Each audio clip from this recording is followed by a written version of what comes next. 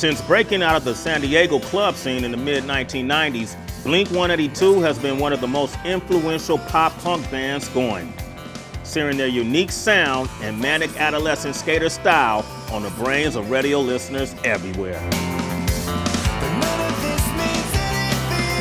On their way to selling 50 million albums and conquering the world stages, the band also became big-time video stars, collecting MTV Award hardware and getting even more popular.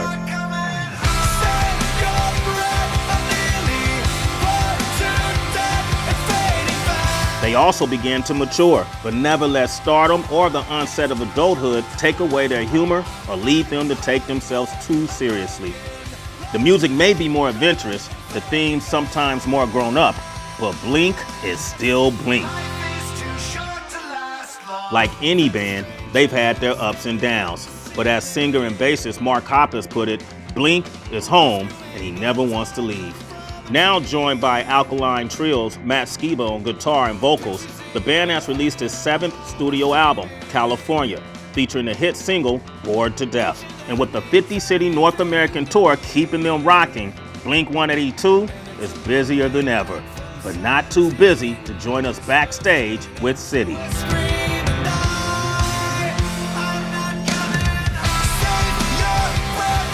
Give it up for Matt. Give it up for Travis. Give it up for Mark. Give it up for Blink-182, ladies and gentlemen.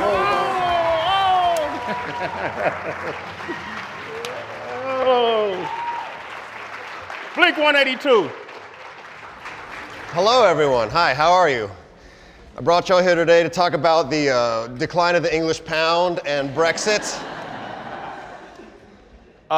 Did that feel TRL? Yeah, that was great. Although I could actually hear what you were saying. I remember back in the day, like Carson would be talking and people would be yelling so loud, and we'd just stand there and kind of like smile and nod our heads, have no idea what he said. Yeah. Listen, man, I used to be there too with you, standing next to him, and never knew what he was saying. I just knew my cue. You know, you had TRL back then where you could be able to reach your audience, reach your kids, but now with so many different other platforms that are out, whether it's YouTube, whether it's whether it's SoundCloud, Pinterest, whatever, however you want to reach your kids, reach your audience. How do you guys find your audience today? Like, by what means do you find your audience today?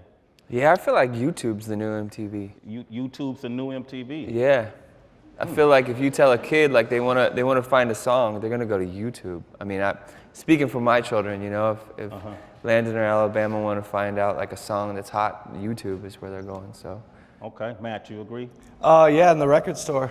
You know, like just putting out music that hopefully people can relate to, and I'll go buy our record when it comes out, and any band that I listen to, I go to Amoeba in LA, or it's still like an exciting time, I think, to go and have the actual physical thing for me. All right, well, that's interesting, you know. YouTube is the new MTV. I'm still stuck on that right there. One of the things I find interesting about your music is you're different than who you were in the beginning. You know, you guys kind of mastered that teenage angst, if you will. You know, you were able to really capture that spirit of that youthful mentality. And listening to this album, and I'm listening to like songs like Bored to Death, and I feel like you're still right there able to capture that same vibe. How do you, that's kind of impressive. I'm an angsty-ass grown-up, I don't know. Yeah. I mean, we were lucky. We have a job where we don't have to really act like grown-ups, and I still feel like I did when we first started the band, and I still get upset about things, and I still want to, I don't know, call my mom and tell her how mad I am at her. No, I don't know. I just feel the same as I did from the very beginning. Because we kind of came in the game similarly, in the sense that we attached ourselves to a subculture, in the sense that became the voice of a generation, me through hip hop, you guys through punk rock, you know. Do you get the sense that you just never have to grow up, you know? Yeah, I think that hip hop, punk rock, skateboard culture, like all comes from the same place. I think it comes from a place of, disaffected youth. People wanted to make their own scene, wanted to do their own thing, and I still feel like that now. I still feel that energy, and I still feel that in good music. Yeah, man, I feel the same way. I mean, we've never had to really grow up. We've been, I've been touring since I was like 19, you know, playing drums, writing music, skateboarding. I still do the same thing, you know, 20 years later. So. And it's interesting because you've been on hiatus. You know, the last album was what, 5 years ago, right? And prior to that was the longest hiatus before that album, right? Mm-hmm. Did you, in between this time, did you ever think that, man, we may not even record another album again? Or was that ever a question? Or I don't think so. I think at the time it was there was a lot of discrepancies on what the band would sound like. When Matt started playing with us and we said we were going to get in the studio, I know we were all on the same page. And then we took it a step further, and when we got in with John Feldman, it was honestly a no-brainer. We always say like the hardest part of making this album was narrowing it down from 30 songs to 14, because we all had so many favorites. When you think of like probably our last, you know, biggest album, the self-titled album, we wrote in a year and a half, and we had 12 songs. Yeah. So we did this album in a month and a half, and we had 30 songs. So there was no lack of creativity, and it was just an incredible vibe in the studio.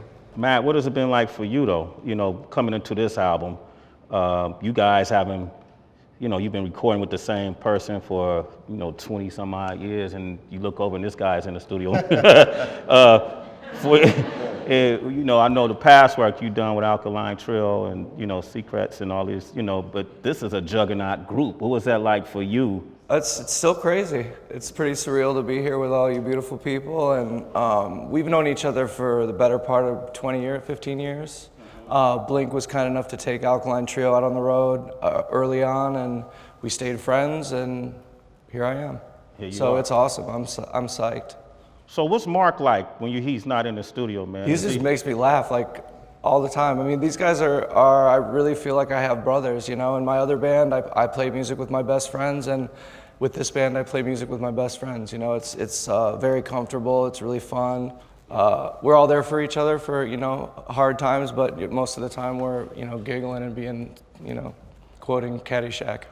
All right, okay. So that's one of the things I think too about you guys is your musicianship. You know, you have so many hooks to who you are. You know, whether it's these interesting lyrics that probably however we interpret them is never really how you meant, you know, when you wrote them, but you write in a way where we could come up with all these different avenues of what did that mean? What did that mean? You know, but then also it's a stage show.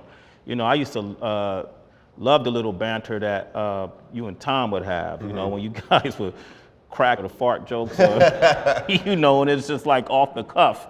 So now, you know, with Matt, what is it like when you look over at this dude? Is it the same, or did y'all kind of replace it with something, or? No, Matt's his own totally different person, and you know, Matt has done an amazing job at stepping into what could be a very difficult position, and Matt has stepped into his role in Blink-182 and been respectful of the past and also made it all his own. He delivers the lyrics in his own voice, and he wrote this album in his own voice, and I think that it's completely different in his own way. When you were writing this album, like what did you want to get across? What was his purpose for doing this album? Well, we all just went into this album with the thought that it has to be the best possible Blink-182 album in 2016. And I mean, every time you walk in the studio, why are you laughing at that? That's a sincere sentiment, people.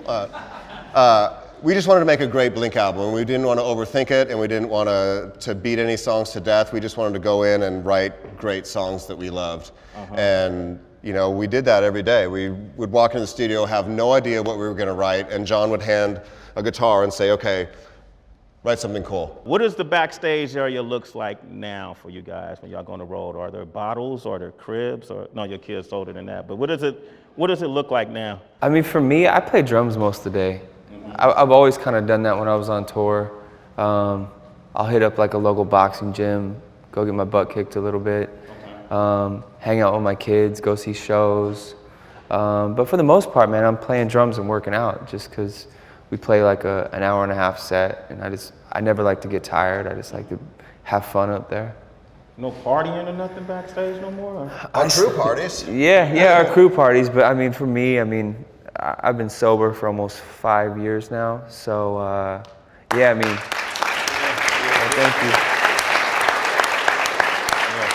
Yeah, I had to make a lifestyle change years ago. So yeah, it's definitely different. What is on your rider now? My rider's so small right now. My personal rider is a bottle of Bordeaux wine for my wife, a bottle of vodka for me and some other people. It's like chips, salsa, peanut butter and jelly, and sparkling smart water. Man, I just have a bunch of like food. I think I just got boxers put on because, you know, you can never have enough chonies. Okay. That's pretty much it. I got a yoga mat this morning. He did. It's pretty exciting. It's Can I tell you about his yoga mat? Can I tell him about your yoga mat? Tell him about it. Pink camouflage. Pink camouflage yoga mat. Gee. Delivered to his dressing room this morning. People come back and think that it's going to be this huge party and, you know, alcohol everywhere and people screaming, and really you come back and it's a bunch of people that are anxious to play music, and for us, you know, warming up to play music, and you know, Travis plays his drums all day and Matt's in his room playing his guitar and warming up, and really it's all about performing as best we can for people. Genius, dude. Give Thank that man you a very round much, of man. I applause, appreciate man. that. Blink-182, ladies and gentlemen.